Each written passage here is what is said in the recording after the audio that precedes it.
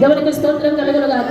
దుష్టుడు అనేక మందికి వల వేస్తూ ఉన్నాడు. వాటి నుండి తప్పించబడాలంటే మనకి ప్రార్థన కావాలి. మన కుటుంబాలకి ప్రార్థన కంచె కావాలి. ప్రార్థన అంటే ఇదే సంవత్సరం చేసిన ప్రార్థన వచ్చే సంవత్సరం చేయడం కాదు. ఒక క్రొత్త అనుభవాలలో నడిపించబడాలి. ఒక క్రొత్త నాలుకలు విడుదల అవ్వాలి. ఒక రూపాంతరపరచబడే ప్రార్థన, కొండ మీదకి ఎక్కే ప్రార్థన, అగ్నితో నింపబడిన ప్రార్థన, అభిషేకముతో నింపబడిన ప్రార్థన, రూపాంతరపరచబడే ప్రార్థన, నీ వస్త్రములు మారిపోయే ప్రార్థన, నీ మనస్సు మార్చబడే ప్రార్థన, నీ ఆలోచనలు మార్చబడే ప్రార్థన, దేవుని ఆత్మ మన మీదకి దిగి వచ్చే ఒక ప్రార్థన మనలో పోయబడునుగాక, మనలో విడుదలవునుగాక. మేఘములోనికి ఎక్కాడు మోషే. దేవునికి స్తోత్రం కలుగునుగాక. మేఘములో తీసుకుని వెళ్ళాడు, అగ్నితో నింపాడు. 40 దినములు, 40 పగలు, 40 రాత్రులు దేవునితోనే ఆ దర్శనము చూసి ఉండిపోయాడు మోషే. దేవునికి స్తోత్రం కలుగునుగాక.